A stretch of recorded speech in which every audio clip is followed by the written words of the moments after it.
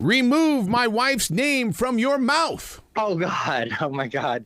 What are you trying to like trigger me here? Oh, here I am just trying to call the Arrow Collins show with guest host Arrow Collins. Oh, I'm a guest host. Is that what yeah, just today. I'm taking over for the rest of the weekend. You can start again on Monday. Oh, dude, I cannot imagine what you were going through during that whole entire Oscar situation. And that, not just that situation, the whole night seemed just rough. It just seemed uncomfortable. I know. I missed you Monday morning. I do that. I think it's how we first met, was doing my national morning after the Oscars tour that I do every year. And it is a bit of a beast of a job for me, the morning after the Oscars, because first of all, I watch the show, then I don't get much sleep after because I'm doing analysis and statistics and all this prep on everything. And then, of course, like the year with La La Land and Moonlight, all anybody wanted to talk about this week was Will Smith and Chris Rock, and it's fine. I mean, it's historic. It's upsetting. It was very traumatic, I think, for a lot of viewers as well. I know viewers who have experienced assault or battery, as the LAPD was going to arrest him for. Right.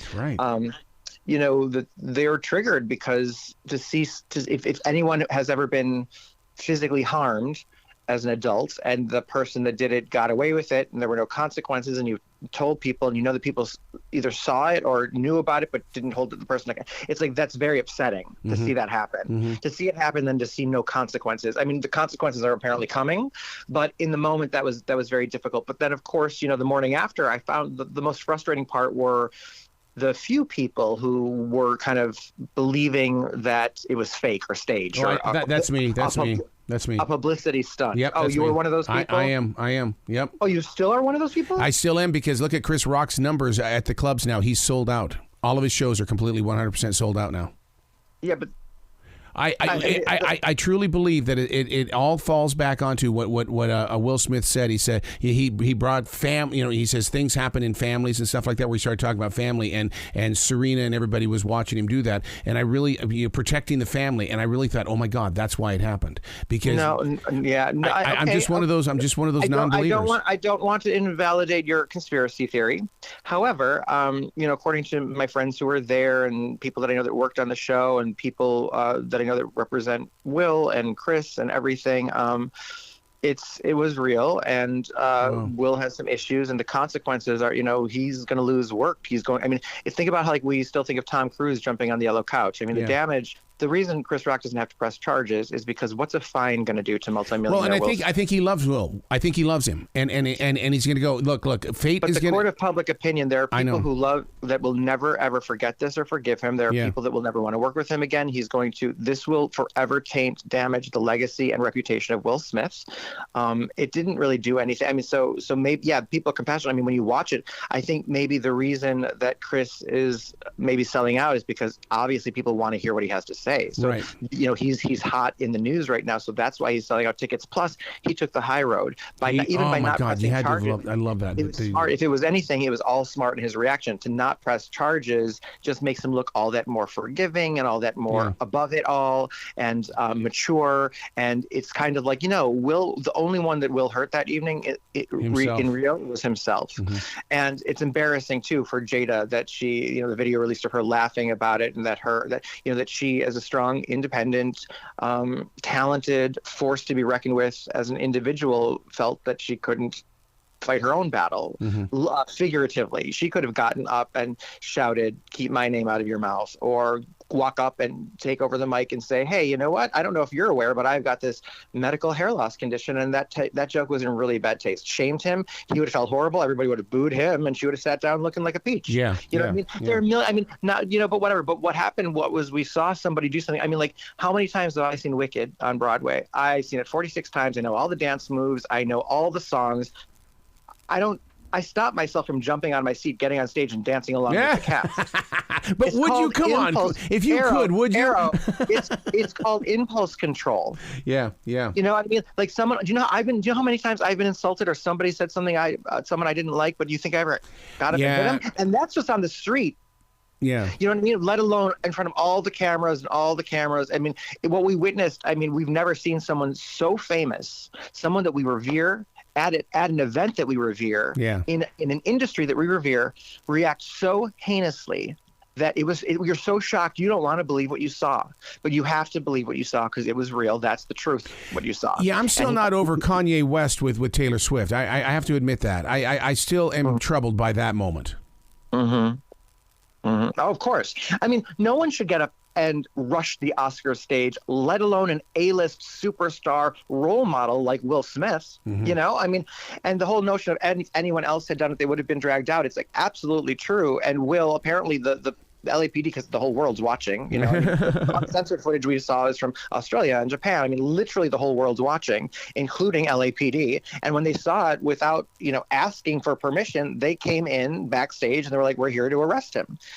We all just saw what you all just saw. He's going to be arrested. And then Chris decided not to press charges in that moment. And also the producers were like, well, let's go out. And the producer apparently went to him and asked him to leave, and he refused. And there was a hoopla. Oh, I didn't know that. Yes, because he refused to leave, the police would have had to come onto set and physically drag him out. And that would have been caught on camera unless the producers would have gone to But there's a real, you know, Arrow, the show must go on mentality, especially when they're hitting an out mark, especially when they want to continue.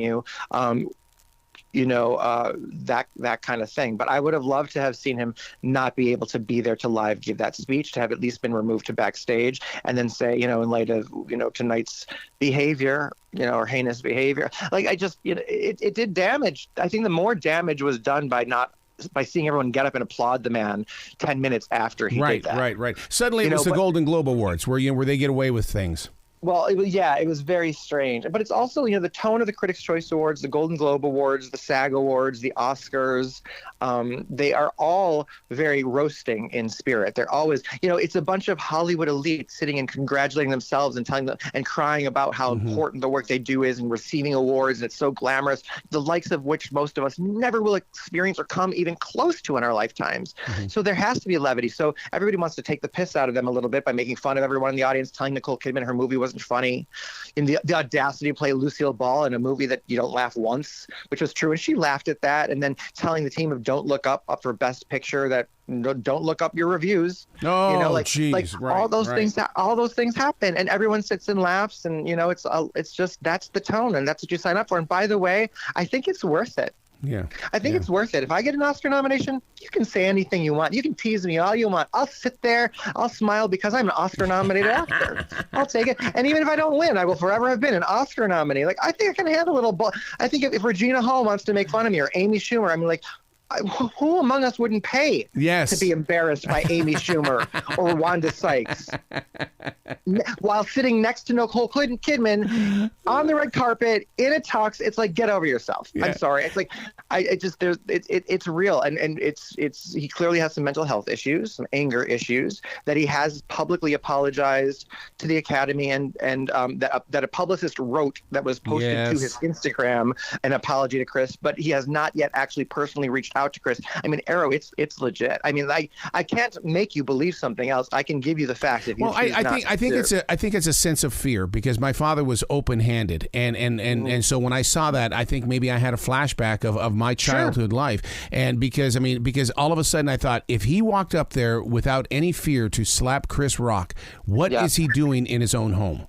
Well, that's just the thing. Is like and who knows? And his father used to beat his mom, and yeah. And that's the thing about it. And I hate to interrupt this conversation, but I only have 2 more minutes with you, because you said I only have 2. So I want to know what Morbius, because I saw Morbius. What did you think? I really didn't like it. Oh, come on. Yeah, I feel like it's kind of came across like what superhero movies were like before Marvel started doing superhero movies. You know, it totally, I love Jared Leto. Even more than Jared, I love Adria Arjona. You know, she played Dorothy in NBC's series Emerald City. And I mean, it's interesting. A supervillain from the Spider-Verse, it's his origin story, and I really liked the origin part of the story, mixing the bat and the human DNA, and he's basically is a superhero with vampiric powers is basically what happens. But once we get that information, once that turn happens, and the effects are really cool, and I liked the tone, how it was kind of like a horror movie. I even jumped once. Yeah, you jumped? yes, I did. Jumped? Yep, I did. I jumped out of my seat. I was like, woo! I was like not expecting that in a PG-13 movie. I don't even get that doesn't happen in a PG-13 horror movie. I was like, what's that? Anyway, so heed the warning. But I just felt from that point on there was no story. It was literally just a chase for the rest of the movie, and then it ended. And I was not impressed by the ending. I wasn't impressed. There was no story to me, and even seeing the mid-credit scenes didn't fire me up to be like, oh. Okay. I mean, we just saw No Way Home. So, I mean, I guess it's every superhero movie. There's a hero and a villain and they fight each other, right? I mean, I guess it's like, at the end of it. So it didn't work for me. But you liked it. And so I did because I thought it was superhero vampires, which I just loved. I mean, it was that I love. Yeah. That I love too. And listen, and here's the thing, what I hope people take away from this is that we're mixed. You liked it, I didn't, and that which means that if anyone's even the least bit interested, they should see it to judge for themselves. Yeah. Like I said, I only have 10 minutes with you because you got to get your makeup on. You're headed toward television and stuff like that. Go to RyanJReviews.com to find out what Ryan was saying about The Bubble. Better late than never, and Slow Horses, which I'm going there to RyanJReviews.com to find out about those movies, dude. But man, this has to be, out of all the years that we've talked, the best conversation we've ever had. You know I adore you, Arrow. Well, you know I love you, man, and I can't wait till next week. Sounds great. Thanks so much. Be brilliant, buddy. You too. Bye-bye.